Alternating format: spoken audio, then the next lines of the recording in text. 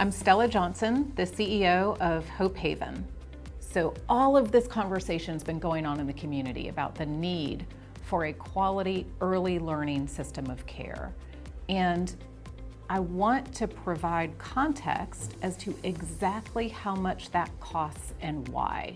And so working through this exercise with people to show if we're going to invest in professionalizing the early learning workforce, this is the cost that comes with it. And when we create that cost of care and go through the exercise so that people understand this is not something that can be done at a price point that's anywhere near what has been provided, then we can develop strategies as to how to get there. How do we get from where we are today to where we would need to be to deliver that quality early learning care?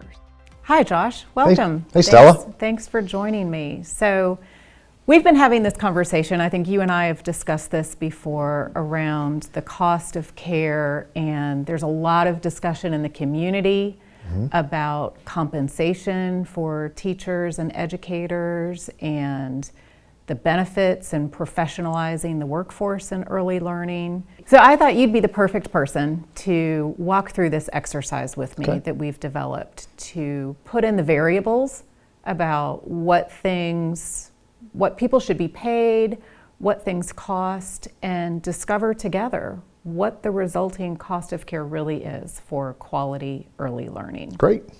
So thinking about your 3-year-old and a quality early learning program, how many other 3-year-olds are you comfortable with being I would present? think that if you have one teacher in there and or an assistant, I would say 8 to 10 is probably the max number. Okay. In some way, shape, or form. So 10 kids, and you said a teacher and an assistant. Correct. So that's going to be a ratio of 1 to 5. And think about how many kids in total you're comfortable with being in the program, in the center, in the facility. Come back to maybe 8 to 10 per class, and would you have maybe 3 or 4 classes or groups in each area, which would probably give you a number of 40-ish, somewhere around there. Okay. Of total kids, potentially? Sure. So with this program that has 40 kids, 4 groups, we're talking about a floater here. Okay. You think that's a good idea? Is it 1 floater per the 4 classrooms? Is it, what do you think is the right number? I think 1 per 4 should be able to provide the coverage needed. All right, we're looking at about 50 people.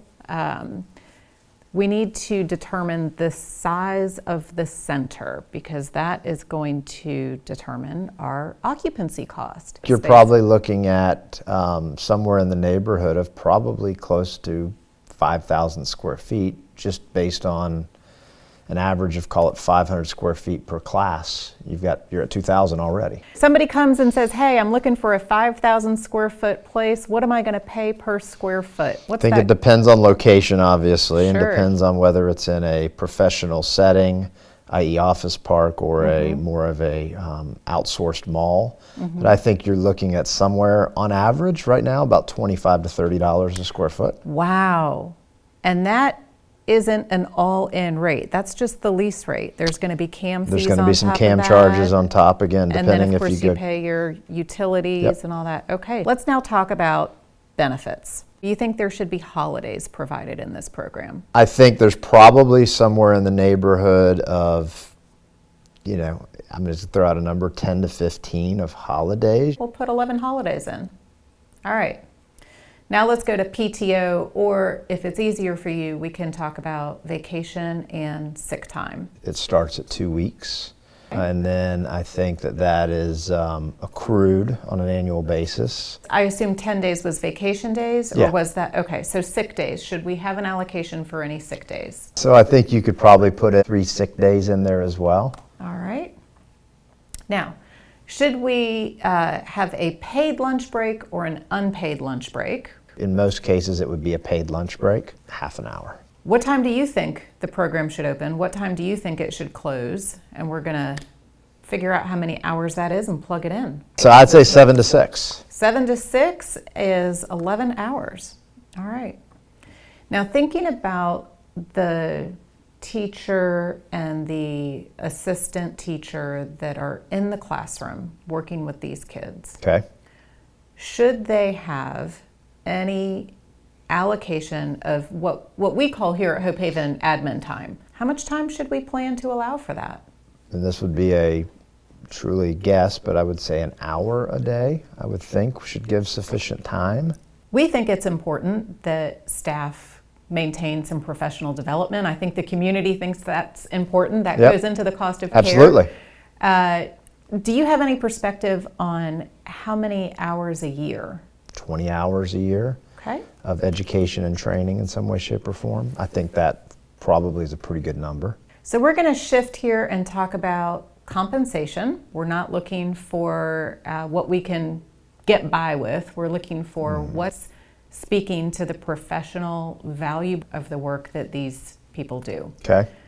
So what should we pay the lead instructor? I think you're getting into a situation of where a salary for full-time is probably somewhere in the 65 to 70 range. Now the assistant teacher that's in the classroom working alongside, same question, how much should they be paid? I think you're looking at $45,000 for that. Now we're going to need some part-timers to cover, because we don't have these people working 11 hours a day. The part-timers are going to cover lunches. They're going to cover that admin time. What should they be paid? So I would almost go, let's go that 18 number. 1803, so 37.5. We've got some full-time floaters. Remember, going back to those people that were popping in and out. Should they be paid the assistant instructor, something else, something in between? I'd say the assistant instructor. Okay. And all of these programs require a director. Sure. I would say this person's probably in the 85 to 90 range, probably closer to 90. Now, you have a lot of expertise here in health insurance. Okay. I'll tell you the average health insurance for a single person in Florida right now is somewhere right around the $550 to $600 a month. Yeah, so you're looking at $6,600 a year. $6,600 a year. Short-term disability, Sure. the long-term disability, the life insurance, all that other fun stuff. You can give it to me either as a dollar amount per year or a percentage amount per year. What should the program plan to contribute? Let's say it's $30 a month per participant. Okay. So you're $360 annually. All right. Now, retirement. Okay. Should we be contributing to retirement for the full-time folks? I would strongly urge you to do that, and I would say a number percentage that I think is pretty standard is probably 4%. So we are going to put an allocation in here for what we call consumables. Right. You know, whether that's crayons or paper towels, or if Sure. we're going to provide snacks, we're going to account for that. So whatever you think the program should be providing for kids, what kind of an allocation should we put in per child per month? You probably know it better than anybody, so I should probably be asking you what that number should be. $100 per month per child is today realistic. Okay. In a year or two, that number might need to go up to 110 and so on and so forth. But we can put $100 for now. Yeah, why don't we just put 100 as a placeholder? Okay.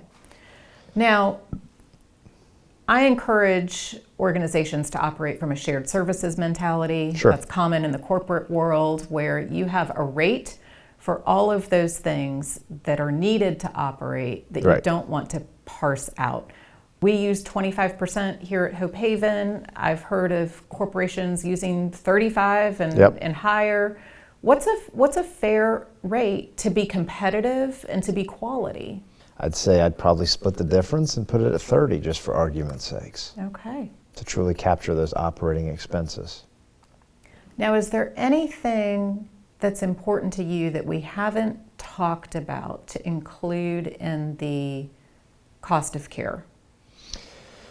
No, I think you've captured a lot of it. I'm looking at the chart here. I think the one thing that just to make sure that we're also, because you've got the learning aspect of it, right? But then you have what I'm going to call the STEM aspect of it with the kids. It's building blocks, toys, you can call them toys, but also the music side of the fence. And so how about we increase that client allocation so that we have some funds to provide for that? Maybe we go up to $125 per child per month. Perfect. All right. So the break even for this service that we just designed is $3,118.21 a month. A month. Businesses aren't going to operate on a break-even basis. Right. Maybe they need to charge $3,400 a month, maybe with a potential, $135,000 gain for a program that's costing almost $1.5 million. That might be more in line. Yeah, $3,400 a month. I think it's so important to start with this foundational understanding of how we get to these numbers. Right. Because all of the conversations around the need to invest in quality early learning, the importance, the value of it, need to come with an understanding of what those dollars actually look like. Sure, absolutely. So thank you for doing this with me today. I appreciate it. Enjoyed it. From that information, we can then develop the strategies of where does this money come from? And it's not a single source. It's not a silver bullet. It's going to require a coordinated effort between government, philanthropy, the community at large. All of those things are going to have to come together to figure out where we get the infrastructure, where we get the dollars for quality personnel, where we get all of the resources that have to come together to deliver this comprehensive, quality early learning intervention.